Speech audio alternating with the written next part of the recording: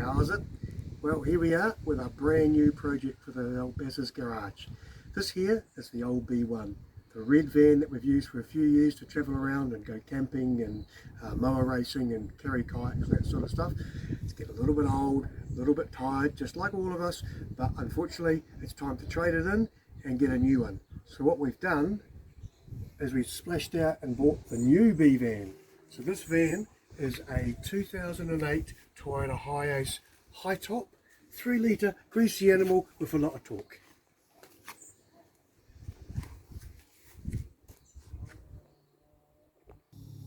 Okay, so now we're inside the new B van, and the first thing we had to do was we had to bring the fluffy dice from the red van, because that's our lucky fluffy dice. They are getting a bit old and a bit wrinkly, but you know, that's fine. They've got good luck in them.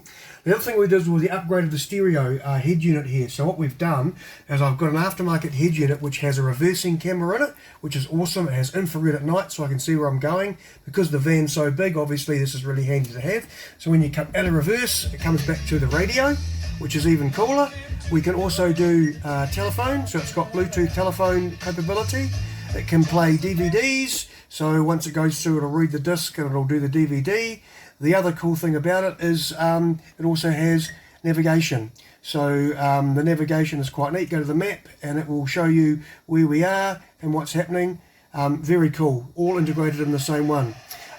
With that, obviously we've updated the speakers, so you can see we've got some tweeters on the doors to get a nice sound stage, and we've also upgraded the ones in the doors to a full-on 6.5 inch woofer. And also behind the back seat, find the seat here, obviously we've got to add a diff box in there, and so we've got a nice slim subwoofer which makes the sound really good. And the other really cool thing about this van is we've now got air conditioning, which is just awesome. Oh, and there's the DVD playing if you wanted to watch TV while you're driving as well. Cool bananas. Right, into the next bit. Okay, so now we're down the back of the new van, and as you can see we've got our friendly mascot here. This is the dude with high threes all round, so that's our lucky sloth. But also we've got down here the rear camera, which has the infrared and the lights, so it means you can see at night, which is pretty cool.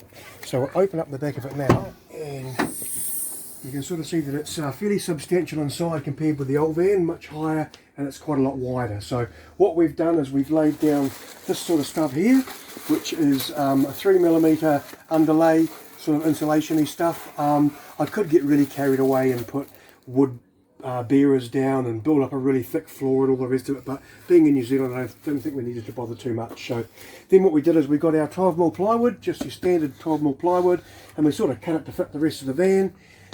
And then we use some of these countersunk ribbed metal screws here, and we just put a few of those screws in a few places just to hold the wood down. So that gives us a bit of a nice base to work with. And then if we come around this way here, and we'll come down to the side door. So what we've done here is we put a little bit of extra framing in the bottom of here just to give some more support to where your feet are going to go.